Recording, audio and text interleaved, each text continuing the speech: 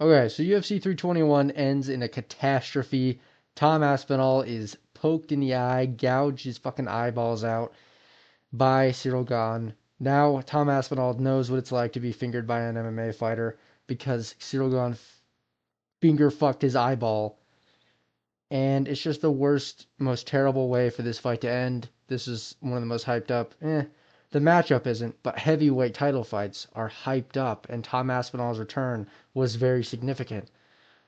And this is the way it ends after the card is kind of dull.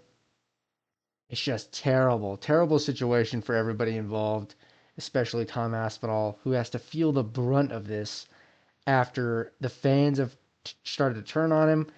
Stupid fucking fans saying that he quit. I don't think he quit. I've seen eye pokes where it looks like they quit. This one is not that. He could not open his eyeball. He's not going to take a chance against a guy as athletic as Ciryl Gane. It makes the most sense in the world. And Ciryl Gane is a dirty fucking fighter that can't keep his fingers to himself in any fight. It's it's ultimately Ciryl Gane's fault, obviously, but a lot of people are turning this into a Tom Aspinall problem, which is so annoying to see. And the narratives are being spun that John Jones would destroy him and that this was the guy that everybody was hyping up and all that glaze for nothing. And it's just bullshit. And I hate that this is the world I have to live in where this happened. But we have this to go over. And there's a lot of reactions that have happened to this fight. We have Pereira's reaction to the fight. We have Dana White's reaction to the fight. And we have Tom's reaction to his own outcome, which he is very pissed off, justifiably very angry about this outcome. And it makes a lot of sense because he got finger fucked by Ciryl Gane and they had to disqualify. They had to call a no contest, which is really annoying. But we'll go over the fight first in general before I get to the reactions. So it starts off tit for tat. Very close. It was very close up until the eye poke. Tom Aspinall. They're trading shots. They're trading low kicks. They're trading shots. Ciryl Gane has a really good jab, and he starts getting it going early and efficiently and fast. He was very fast with his jab. He was able to bust Tom Aspinall's nose open.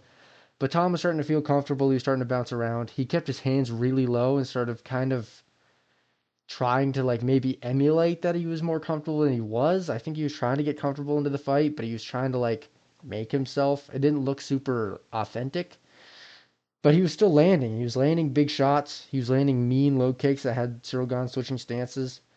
Overall, it was very even. I would say Ciryl Gane maybe was a little bit ahead, but the way that people are spinning this, they're spinning it that Ciryl Gane was just dominating Tom Aspinall. And it doesn't make any sense whatsoever, but we all know whose fans are doing this. John Jones fans don't have a high IQ. So you have to take what they say with a grain of salt. But the fight was very close. It was getting going. It wasn't looking easy for Tom Aspinall, which is compelling, and it made it interesting. And then we got the eye poke, the double fucking finger eye poke. I'll go back to that image actually. So yeah, that's not it's no joke. That's no joke. Both eyes just gouged to oblivion. And he gouged him and then like pulled down and then pulled in. So he fucking just ripped his eyeballs out. And it was rough and very sad for Tom Aspinall. But we'll go over this. His post fight. He was justifiably very angry. Okay, laptop cut out. As I was saying. The fight was just getting going. Complete bullshit. I'm pissed off. Tom, what can you see now? Is it double? Like, what are you seeing when you try to open your eye? I can hardly open my eye. He was fucking, look. Look at this here. Look at this. Double poke, both eyeballs. Yeah, it was double. It was double. This is bullshit. So, yeah, Tom Aspinall is justifiably very angry. And we're seeing a side of Tom Aspinall we've never seen before. He's pissed off about this outcome. Justifiably so, of course. And by the footage, you can see that was fucking deadly. But yeah, Tom is pissed. And it's probably going to be a rematch. And this time around, it's going to be heated. Tom Aspinall is going to have some fucking There's stakes going to this rematch now, more so than just the heavyweight title. He's got an edge now. He's angry. He's pissed off at Ciryl Gane, and he's pissed off at the fans. He later or earlier, at some point in this interview, he said that he complained to the crowd about him getting booed, and he was like, "Why the fuck are you booing me? I didn't do this. This wasn't my fault." And yeah, why are they booing him? He didn't do anything wrong. It doesn't make any sense. So he was mad at the crowd, and I've never seen Tom Aspinall kind of like that. So it was weird to see, and we might see maybe we see a heel turn from Tom Aspinall in the future. I doubt it, but it would be kind of funny. But we also have Pereira's reaction to the fight, to the stoppage.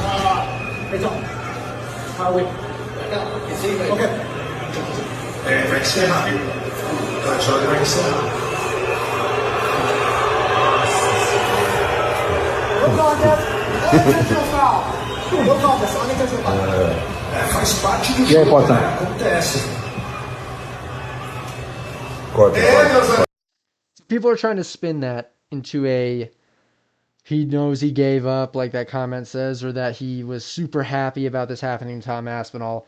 I'm sure this is more of a just reaction, like just an honest reaction to the fight, and obviously a little bit of, oh shit, this gives me the John Jones out, because Pereira desperately wants that. And if Tom Aspinall would have gotten Ciryl Gane in this fight, they would have to make Ciryl Gane or Tom Aspinall versus Alex Pereira next, and I'm 100% sure that they would have done that. I'm not 100% sure. I really hope they would have done that. But now that world doesn't exist because we're going to get Tom Aspinall versus Ciryl Gane for the rematch. And the Pereira versus John Jones fight gets a little bit closer to happening, which I don't like at all, obviously. But Pereira does because he wants that fight bad. So I understand the smile. I understand the smile could just be like surprise to the situation. But then he went on Twitter and he started yapping and he said that he he said, "Let's make the heavyweight division great again with the Chama and the Bones." So he wants to fight John Jones at the White House for the heavyweight something, not the belt, but just in heavyweight. And then John Jones obviously said yes, he's down, and it's stupid. It's a dumb matchup that doesn't make much sense. I get why Pereira's doing it. It's an easier matchup than Tom Aspinall for arguably in the casual mindset, all 100%. But John Jones is the goat, the steroid goat of the UFC, and getting a win over him, which is an easier win than Tom Aspinall, it looks good, and it makes a lot of sense for Alex Pereira's career because he's getting older. It makes sense. It's just not the fight I would want to see, and it's not the monumental, crazy fucking matchup of the ages like Tom Aspinall versus Alex Pereira is. So it's just not the best. It sucks. But this fight might happen at the White House now, just because of Ciryl Gane's fucking dumbass, eye-poking, fouling loser. I hate him. God, I hate him. He's so annoying. But yeah, we also have Dana White saying that Tom Aspinall was bloodied up and then he didn't want to continue the fight. So Dana White is justifiably, I've been saying that a lot this video, angry about how this fight went. It was a very hyped up fight. It was big for the company. Terrible ending. But at the same time, he's just delusional in the way he decides to go about what this was. This was not a domination by Ciryl Gane. This wasn't even a test, really, for anything Aspinall had to offer in this fight.